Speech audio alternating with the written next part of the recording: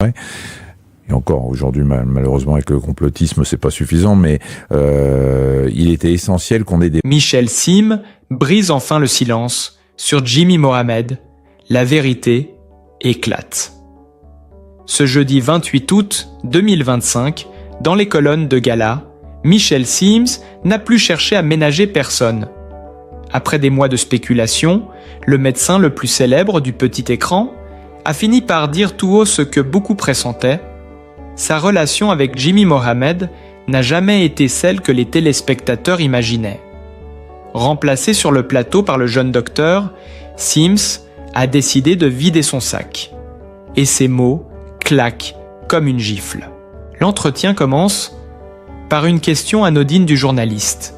Vous revenez donc à la télé, après avoir cédé du terrain, à une nouvelle génération de docteurs médiatiques, parmi lesquels Jimmy Mohamed. Avant même la fin de la phrase, Sims coupe net que nous avons choisi, Marina Carrère d'Ancos et moi, pour prendre la relève. Une précision lourde de sens, presque une mise en garde. Derrière le ton calme, on devine la blessure d'un homme qui a vu son héritage télévisuel s'échapper entre les mains d'un autre. Depuis l'annonce de ce passage de témoin, les rumeurs vont bon train. Rivalité, jalousie, trahison. Dans les coulisses du service public, le sujet fait encore trembler les rédactions, car si Jimmy Mohamed s'est imposé comme le nouveau visage de la santé à la télévision, son ascension fulgurante n'a pas laissé indifférent son prédécesseur. Michel Sims, lui, semble aujourd'hui décidé à dire tout haut ce qu'il pense vraiment, sans détour, sans masque et surtout sans aucune amertume apparente, du moins en façade. Le silence de Michel Sims cachait donc un tumulte plus profond qu'on ne l'imaginait, car derrière le sourire médiatique, c'est une blessure d'orgueil, une déchirure presque intime qui transparaît. Lorsqu'il évoque Jimmy Mohamed, sa voix se durcit à peine, mais chaque mot est pesé, calculé. Je n'éprouve aucune rancune, mais je ne regarde plus ce qu'il fait, lâche-t-il, l'air faussement détaché. Une phrase simple mais tranchante, comme un diagnostic sans appel. Dans ce monde de télévision où l'ego se dispute à la notoriété, une telle déclaration sonne comme un avertissement. Les caméras ont beau s'être éteintes, la tension reste palpable. Sims, pilier du PAF depuis plus de 20 ans, voit aujourd'hui sa succession symboliser un changement d'époque. L'ère des médecins médiatiques, pédagogues, mais aussi stars du petit écran, semble s'être transformée en un jeu de pouvoir où l'image compte autant que le savoir. Et Jimmy Mohamed, jeune, ambitieux, populaire sur les réseaux, incarne cette nouvelle génération que Sims regarde désormais de loin, non sans une certaine ironie.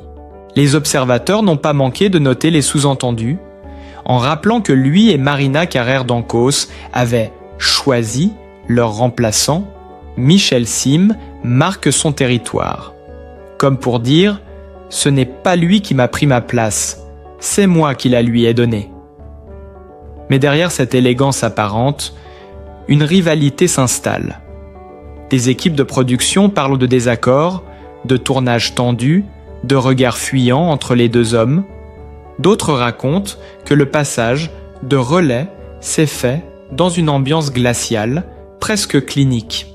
Et pourtant, quand Michel Sims s'exprime, il ne s'agit pas seulement d'un règlement de compte, c'est un cri de vérité, un besoin de reprendre le contrôle sur une histoire qu'on a racontée à sa place.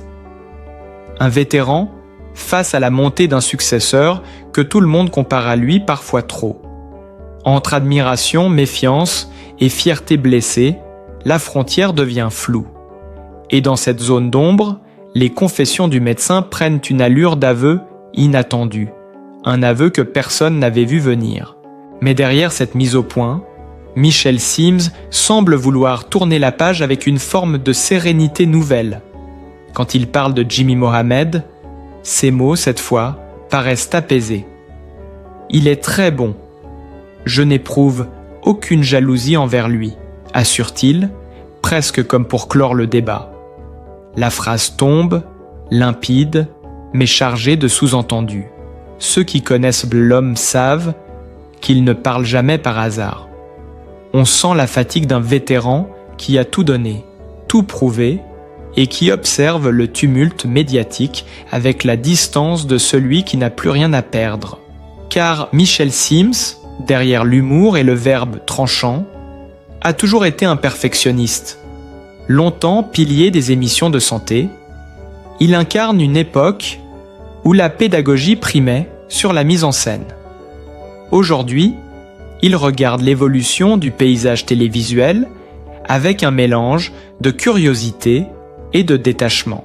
« Je ne veux plus faire de grands messies à la télé », confie-t-il, avouant avoir débranché de ce monde qu'il juge trop bruyant, trop formaté. L'émission, avec Adriana Carambeu, finit aussi. « Quand j'en ai marre, j'arrête », lance-t-il avec ce ton de liberté que peu osent adopter dans un milieu obsédé par l'audience. Mais ce retrait apparent n'est pas une fuite, bien au contraire. À 66 ans, Michel Sims se réinvente. Lui qui a informé, diverti et parfois dérangé, choisit maintenant la scène, pas celle des plateaux télé, mais celle des théâtres. Il y montera bientôt, pour jouer, secret sot, médical, une pièce dont il parle avec des étincelles dans les yeux. C'est un rêve d'enfant, glisse-t-il, le sourire retrouvé. Il se souvient de ses débuts à Chartres, micro en main, animant les soirées d'internes, déclenchant les rires comme d'autres suscitent les applaudissements. Sur mes bulletins scolaires, on écrivait toujours « Ne pense qu'à amuser la galerie ». Cette fois, il en fait une vocation. Et tandis qu'il se prépare à monter sur scène, on comprend que pour Michel Sims, la lumière n'a jamais cessé de briller, elle s'est simplement déplacée. Dans le tumulte médiatique qu'il a souvent provoqué, Michel Sims garde pourtant une tendresse intacte pour celle qui fut son alter ego pendant plus de 2 décennies. Lorsqu'il évoque Marina Carrère, dans Causse, son regard s'adoucit, sa voix se fait plus lente, presque nostalgique. Avec Marina, on a mis 15-20 ans avant d'être légitime, confiait-il sur le plateau du Buzz TV du Figaro. On imagine ces 2 jeunes médecins du service public tâtonnant, construisant patiemment une émission de santé à une époque où rien n'était encore acquis. L'audience, la confiance du public, la complicité à l'écran. Tout cela s'est bâti dans la durée, loin des projecteurs pressés d'aujourd'hui. Il observe maintenant la vitesse avec laquelle les nouvelles figures médiatiques s'imposent. Aujourd'hui, tout va à une vitesse dingue, glisse-t-il, entre admiration et vertige. Les réseaux sociaux ont bouleversé le rapport au temps, à la notoriété, à la reconnaissance. Là où il fallait autrefois 20 ans pour s'installer, quelques mois suffisent désormais pour devenir une voix de la santé. Et dans ce monde effréné, Sims mesure à quel point son duo avec Marina appartenait à une autre époque. Celle de la lenteur, de la confiance, du lien humain tissé émission après émission. Ce lien, il ne s'est jamais rompu. Très franchement, si je devais refaire une émission avec Marina pendant quelques jours, je serais partant parce que ça me ferait marrer, confie-t-il dans un éclat de sincérité.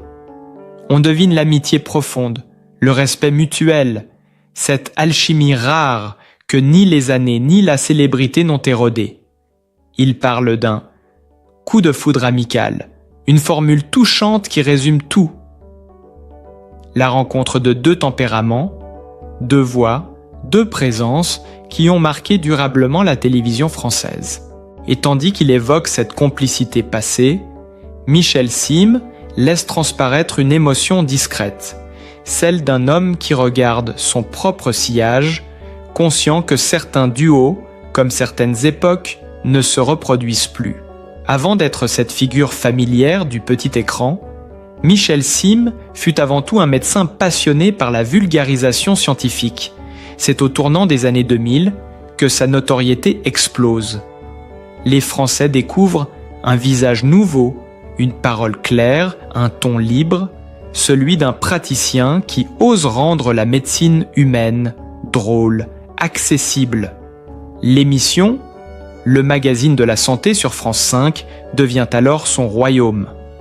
Aux côtés de Marina Carrère d'Ancos, il invente une nouvelle façon de parler du corps, de la maladie, de la vie, sans tabou ni jargon. Chaque geste, chaque explication, chaque regard complice avec sa co-animatrice contribue à bâtir un lien unique avec des millions de téléspectateurs. Peu à peu, le public s'attache à ce duo, à la fois pédagogique et joyeux. Là où d'autres parlaient chiffres et diagnostics, Sim parlait émotion, prévention, humanité. Son humour, pince sans rire, son franc-parler, ses petites provocations légères deviennent sa signature. Il aborde la sexualité, la psychologie, les grands mots du quotidien avec une aisance rare. Ce ton direct, parfois irrévérencieux, choque autant qu'il séduit, mais il bouleverse les codes d'une télévision de santé jugée jusqu'alors austère. Les audiences grimpent, les chaînes s'arrachent ses interventions. Puis vient les pouvoirs extraordinaires du corps humain, programme emblématique qu'il co-anime avec Adriana Karembeu. Le duo, inattendu, fonctionne à merveille. L'élégance de l'ex-mannequin et la vivacité du médecin forment une alchimie qui fascine. Ensemble, ils explorent le corps, les émotions, les mystères de la biologie humaine, comme s'il s'agissait d'un voyage initiatique. L'émission attire des millions de téléspectateurs, propulsant Michel Sim au rang de personnalité préférée des Français. Il devient ce que peu de médecins osent être, une star du prime time, mais cette célébrité, il ne la doit pas qu'à ses talents d'animateur. Michel Sim écrit aussi.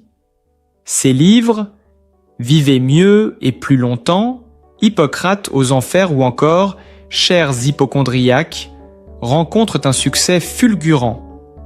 Il y parle de santé mais surtout de l'humain, de l'espoir, de la peur de mourir, du rire qui soigne.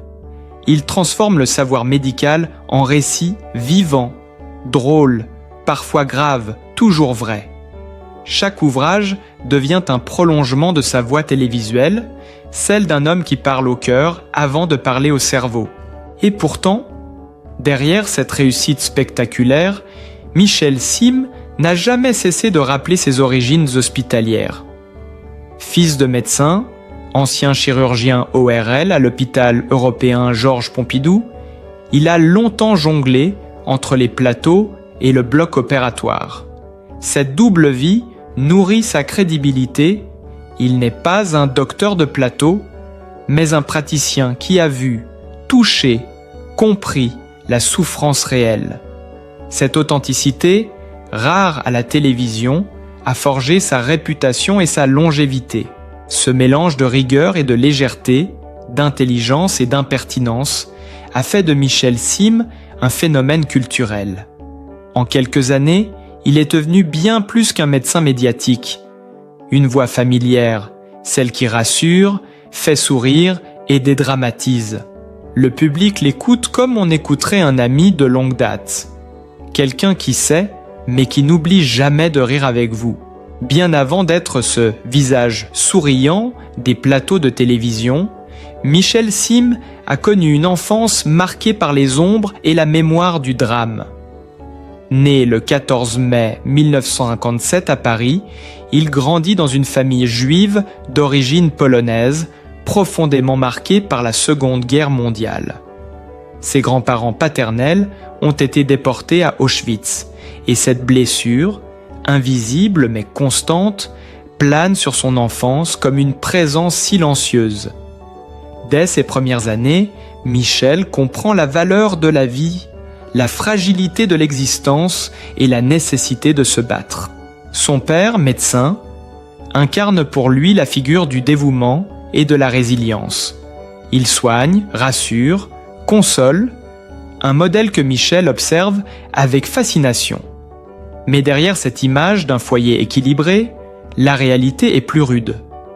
La famille ne roule pas sur l'or et le jeune garçon doit composer avec la sévérité d'un père exigeant et le poids d'une mémoire familiale chargée, les récits du passé, les silences à table, les absences aussi, tout cela forge en lui un tempérament lucide, à la fois combatif et pudique. À l'école, Michel n'est pas un élève modèle. Il parle trop, bouge sans cesse, amuse ses camarades plus qu'il ne prend des notes.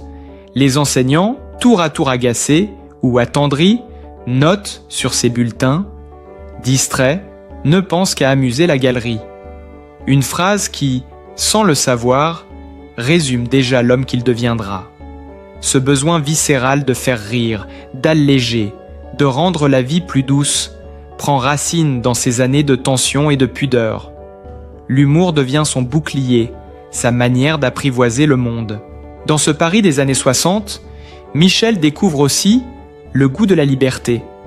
Les rues bruissent de débats, de musique, de rêves d'avenir. Il observe, écoute, se forge une conscience. Il comprend que pour exister, il faut parler, convaincre, captiver.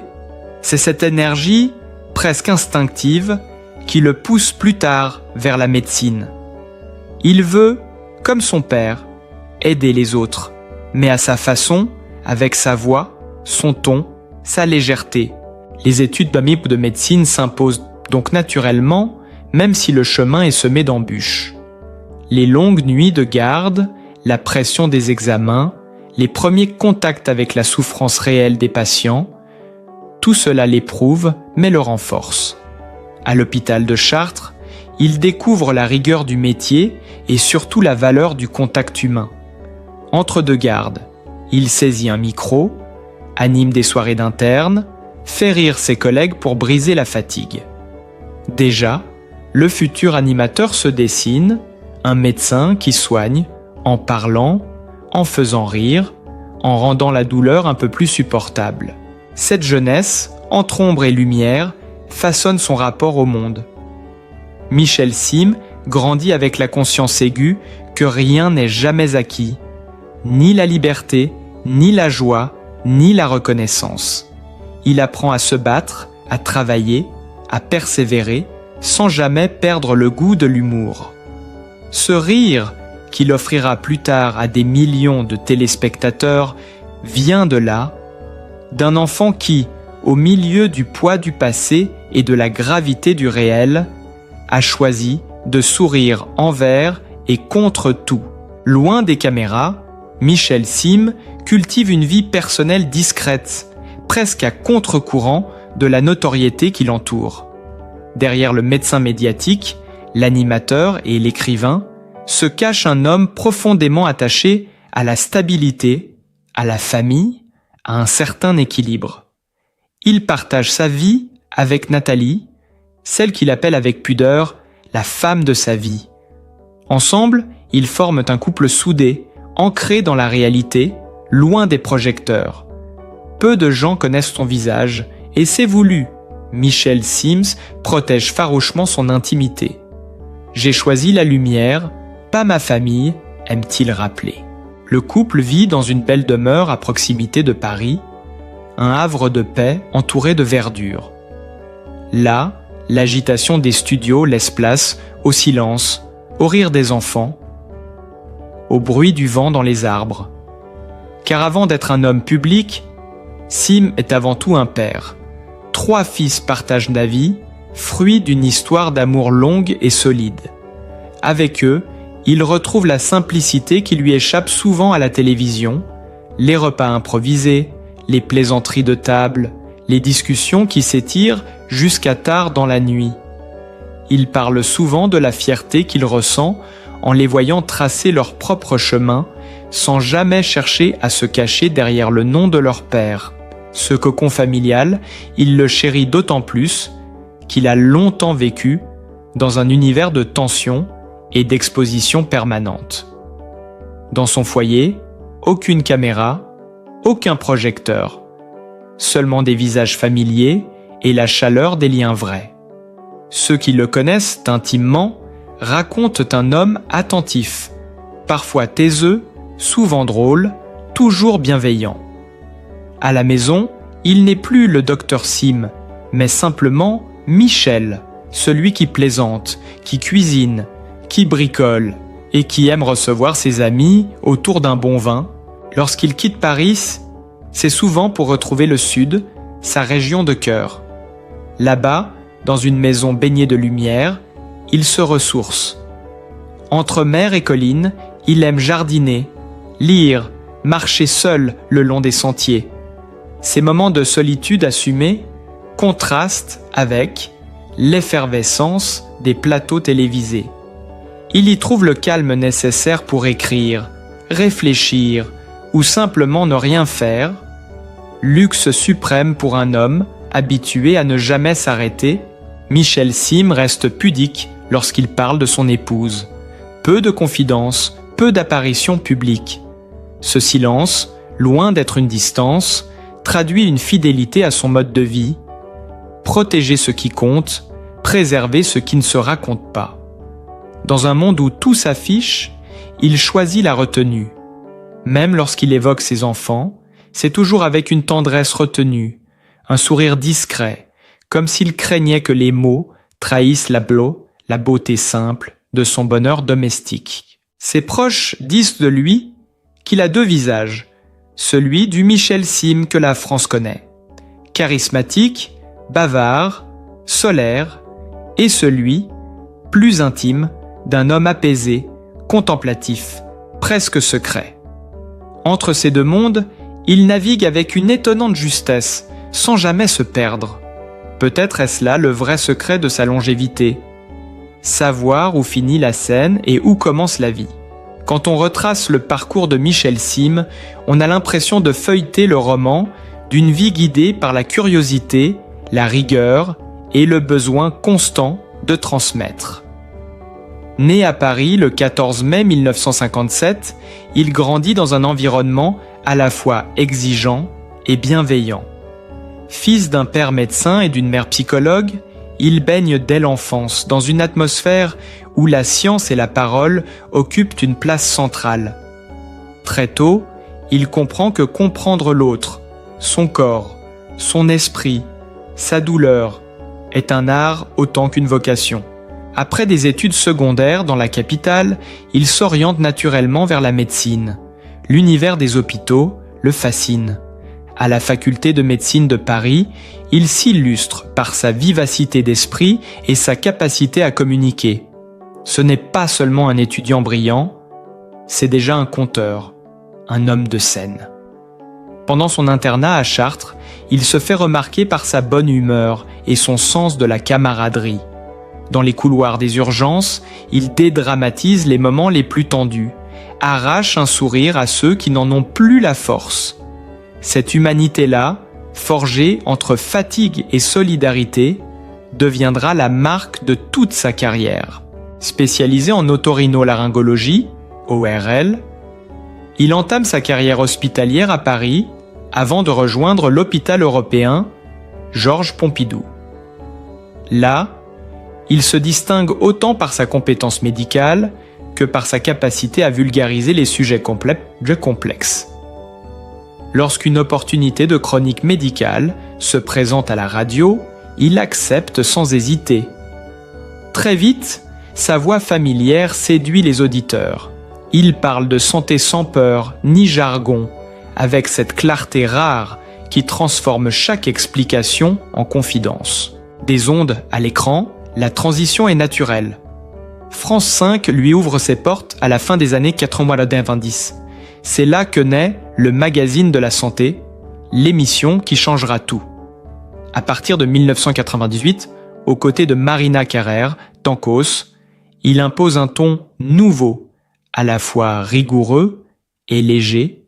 Le succès est fulgurant. La médecine devient enfin un sujet populaire.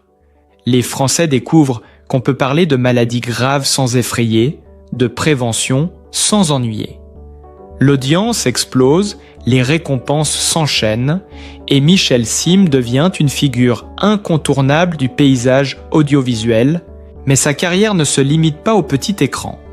Auteur prolifique, il signe plusieurs ouvrages qui mêlent pédagogie et humour, parmi lesquels Vivez mieux et plus longtemps et Hippocrate aux enfers, où il explore l'éthique et la mémoire médicale face à l'histoire. Il multiplie les conférences, les interventions, tout en gardant un pied dans la pratique médicale jusqu'à la fin des années 2010. Son style, franc, direct, souvent drôle, divise autant qu'il rassemble. Certains le trouvent provocateur, d'autres saluent sa sincérité. Lui ne joue pas un rôle, il parle comme il vit, sans filtre, avec la conviction que la santé doit être comprise de tous. Cette authenticité, parfois dérangeante, explique son immense popularité. Les sondages le classent régulièrement parmi les personnalités préférées des Français. Au fil des années, Michel Sim devient plus qu'un médecin, une référence culturelle. Il incarne l'équilibre entre science et émotion, entre sérieux et légèreté. Et si son nom est aujourd'hui associé à une génération entière de téléspectateurs, c'est parce qu'il a su rester fidèle à ce qu'il est, un homme de parole, de rires et de convictions. Michel Sim, c'est bien plus qu'un médecin ou un animateur. C'est un homme qui a traversé les épreuves avec dignité, un être sincère qui n'a jamais cessé de faire rire, d'informer et de réconforter. Derrière le sourire qu'on voit à l'écran, il y a un cœur généreux, un parcours fait de courage, de travail et d'humanité. Aujourd'hui encore, il continue d'inspirer par sa simplicité et sa force tranquille. Si vous aussi, vous avez été touché par son histoire, par sa façon de parler de la vie, du temps qui passe, du respect et de la bienveillance, prenez un instant pour lui rendre hommage. Montrez votre soutien à cet homme qui a tant donné à travers la télévision, les livres et son engagement auprès du public. N'oubliez pas de liker, partager cette vidéo autour de vous et de vous abonner à la chaîne pour ne rien manquer des prochains portraits inspirants. Ensemble, faisons vivre la mémoire, la passion et les valeurs de ceux qui nous rappellent ce qu'il y a de plus beau dans l'humain.